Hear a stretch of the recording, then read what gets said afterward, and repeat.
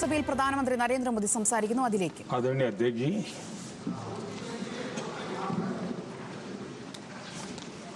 इस महत्वपूर्ण विधेयक पर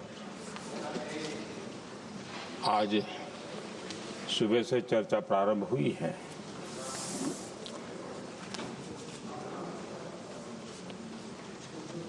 काफी साथी यहां से भी जिन मुद्दों को स्पर्श किया गया है उसको तथ्य से और तर्क से सदन को जरूर जानकारी देंगे और इसलिए मैं उन विषयों में जाना नहीं चाहता। आदरणीय अध्यक्ष जी, राष्ट्र के जीवन में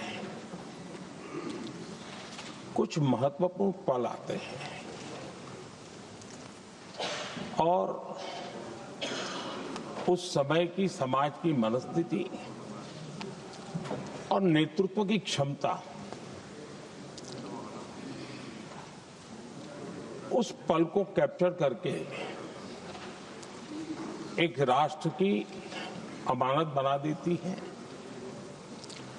एक मजबूत धरोहर तैयार कर देती है। मैं समझता हूं कि भारत के संसदीय लोकतंत्र के इतिहास में ये वैसे ही पल है। आवश्यकता तो ये थी कि 25-30 साल पहले जब से विचार सामने आया, आवश्यकता महसूस हुई, हम इसको लागू कर देते और हम आज उसको काफी परिपक्वता तक पहुंचा देते हैं और आवश्यकता के अनुसार उसमें समय समय पर सुधार भी होते हैं और यही तो लोकतंत्र की ब्यूटी होती है। हमारी मदर ऑफ डेमोक्रेसी है, हमारी हजारों साल की लोकतंत्र की एक विकास यात्रा रही है और उस विकास यात्रा में एक नया आयाम जोड़ने का एक शुभ अवसर सदन के हम सभी साथियों को मिला है और मैंने प्रारंभ में कहा है कि हम सब भाग्यवान हैं कि हमें ऐसे महत्वपूर्ण और देश की आधी आबादी को इस राष्ट्र निर्माण की नीति निर्धारण प्रक्रिया में हिस्सेदार बनाने का सौभाग्य मिल रहा है।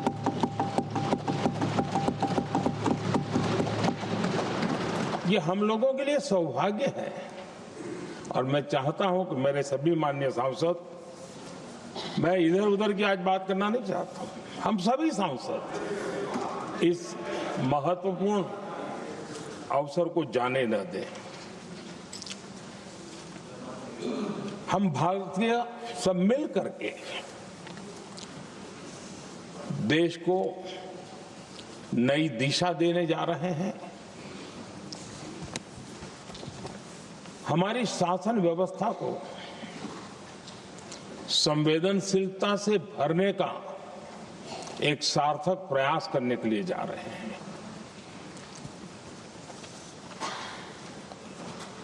और मुझे विश्वास है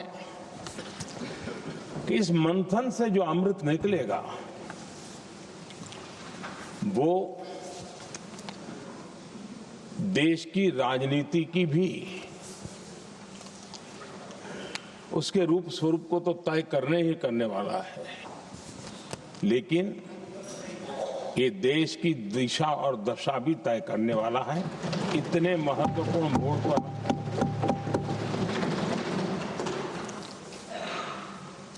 आदरणीय अध्यक्ष जी, 21वीं सदी में भारत एक नए आत्मविश्वास के साथ आगे बढ़ रहा है। विश्व में भी आज भारत की स्वीकृति हम सब महसूस कर रहे हैं और ये हम सबके लिए गौरव का पल है।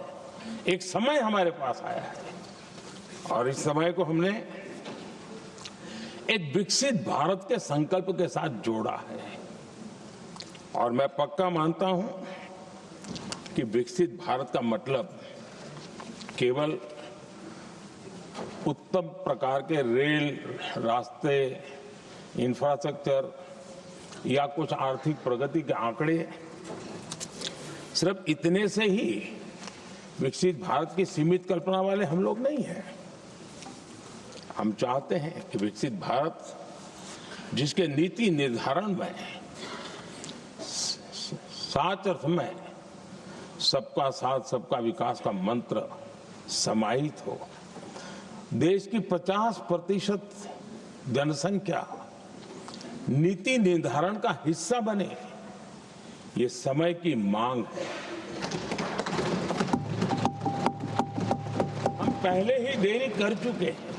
कारण कोई भी होंगे, जिम्मेवार कोई भी होंगे, लेकिन इस सच्चाई को हमें स्वीकार करना होगा कि जब हम अकेले मिलते हैं तब मानते हैं हाँ यार, लेकिन जब सामूहिक रूप से मिलते हैं, मुझे याद है कि जिस इसकी प्रक्रिया चली थी, सभी दलों से मिलना हुआ है, एक दल को छोड़ करके जिन जिन से मिलना हुआ है, हर एक ने सैद्धांतिक विरोध नहीं किया है। बाद में जाकर के जो कुछ भी हुआ होगा, राजनीतिक दिशा पकड़ी जा रही है, लेकिन जो राजनीतिक दिशा में ही सोचते हैं, मैं उनको भी एडवाइज करना चाहूंगा, एक मित्र के रूप में एडवाइज करता हूं और सबको काम आएगी। हमारे देश में जब से विमेन रिजर्वेशन को लेकर के चर्चा हुई है और उसके बाद जब जब चुनाव आया है, तो हर चुनाव में महिलाओं को मिलने वाले इस अधिकार का जिसने विरोध किया है, जिसने विरोध किया है, देश की महिलाओं ने उन्हें माफ नहीं किया है। उनका हाल बुरे से बुरा किया है। लेकिन ये भी देखिए कि 24 के चुनाव में ऐसा नहीं हुआ। क्यों नहीं हुआ? ये इसलिए नहीं हुआ कि 24 में सबने सहमति इसको पारित किया, तो ये विषय ही नहीं रहा। किसी के पक्ष में पॉलिटिकल फायदा नहीं हुआ, किसी का नुकसान भी नहीं हुआ। सहज रूप से जो मुद्दे थे, उन मुद्दों के आधार पर चुनाव लड़ा, क्योंकि 24 में सब साथ में थे। कुछ लोग यहां हैं, कुछ लोग नहीं है, लेकिन सब साथ में थे। आज भी मैं कहता हूं, अगर हम सब साथ में जाते हैं तो इतिहास गवाह है कि ये किसी एक के राजनीतिक पक्ष में नहीं जाएगा, ये देश के लोकतंत्र के पक्ष में जाएगा, देश के सामूहिक निर्णय शक्ति के पक्ष में जाएगा और हम सब उसके यश के हकदार होंगे। न ट्रेजरी बैंक उसका हकदार रहेगा, न मोदी उसका हकदार रहेगा, यहां बैठे हुए सब हकदार रहेंगे। और इसलिए जिन लोगों को इसमें राजनीति की बू आ रही है, मैं चाहूंगा कि वो खुद के परिणामों को पिछले 30 साल में देख ले। फायदा उनका भी इसी में रास्ता दिखाता हूं, इसी में फायदा है कि जो नुकसान हो रहा है उससे बच जाओगे। और इसलिए मैं समझता हूं कि इसको राजनीतिक रंग देने की जरूरत नहीं है।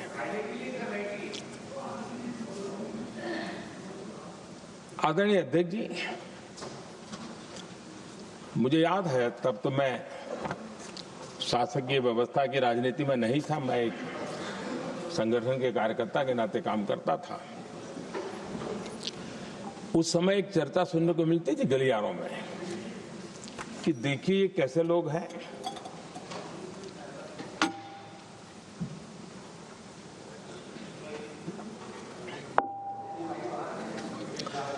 पंचायतों में आरक्षण देना है तो बहुत आराम से दे देते हैं, लेकिन आप कह रहे तो कह रहे हो,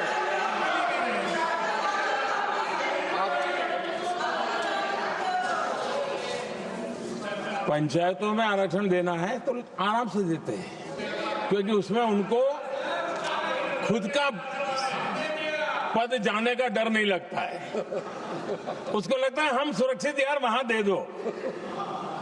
ये उस समय गलियारों में बहुत चर्चा थी कि बोले कभी नहीं करेंगे यहां बैठे हुए। क्यों? क्योंकि उनका कुछ जाएगा। और इसलिए और बगे पंचायत का हो जाता है, 50% तक पहुंच गए। मैं राजनीतिक दृष्टि से और भी एक बात समझाना चाहता हूं साथियों। आज से 25 साल 30 साल पहले जिसने भी विरोध किया, तो विरोध राजनीतिक सतह से नीचे नहीं गया था। आज ऐसा समझने की गलती मत करना। पिछले 25-30 साल में ग्रास रूट लेवल पे पंचायती चुनाव व्यवस्थाओं में जीत करके आई हुई बहनों में एक पॉलिटिकल कॉन्शियसनेस है। वे ओपिनियन मेकर हैं ग्रास रूट लेवल पे। 30 साल पहले वो शांत रहती थी, बोलती नहीं थी, समझती थी, बोलती नहीं थी। आज वो वोकल है। और इसलिए अब जो भी पक्ष विपक्ष होगा, वो जो लाखों बहनें कभी न कभी पंचायत में काम कर चुकी है, प्रतिनिधित्व कर चुकी है, जनता के सुख दुख की समस्याओं को गहराई से देखा है, वो आंदोलित है। वो कहती हैं कि झाड़ू कचरा वाले काम में तो हमें जोड़ देते हो, वो तो परिवार में भी पहले होता था। अब हमें निर्णय प्रक्रिया में जोड़ो। और निर्णय प्रक्रियाएं विधानसभा में और पार्लियामेंट में होती है।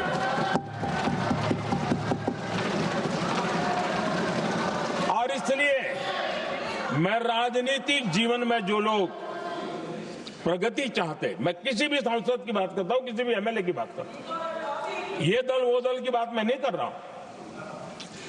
जो भी राजनीतिक जीवन में सफलतापूर्वक आगे बढ़ना चाहते हैं, उनको ये मान के चलना पड़ेगा कि पिछले 25-30 साल में लाखों बहनें ग्रास रूट लेवल पर लीडर बन चुकी हैं। अब उनके अंदर सिर्फ यहां 33% का नहीं, वहां भी वो आपके फैसलों को प्रभावित करने वाली है। और इसलिए जो आज विरोध करेंगे, उसको लंबे समय तक कीमत चुकानी पड़ेगी। लंबे समय तक कीमत चुकानी पड़ेगी। और इसलिए राजनीतिक समझदारी भी इसी में है कि हम ग्रासरूट लेवल पर महिलाओं की जो पॉलिटिकल लीडरशिप खड़ी हुई है, उसको आपने अब कंसीडर करना पड़ेगा। यहां मैंने सुना हमारे मुलायम सिंह जी थे, तब से एक विषय चला रहे हैं, उनके परिवार वाले पे भी चला रहे हैं। आप देश की बहनों पर भरोसा करो ना, उनकी समझदारी पर भरोसा करो। एक बार 33% बहनों को यहां आने दो, आकर के उनको निर्णय करने दो, किसको देना है, किसको नहीं देना है, इस वर्ग को देना, उस वर्ग को देना, करेंगे वो निर्णय। हम उनके सामर्थ्य पर आशंका क्यों करते भाई? एक बार आने तो दो, उनको आने तो दो। जब आएंगे तो 34 में, और दूसरा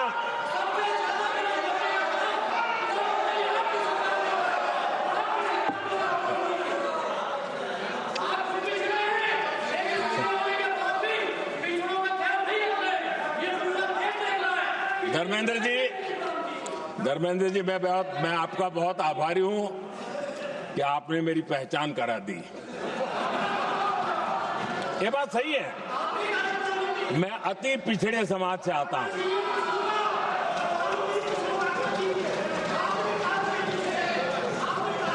धर्मेंद्र जी, मैं आपका बहुत आभारी हूं।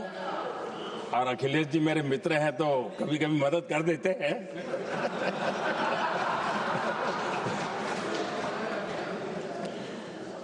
ये बात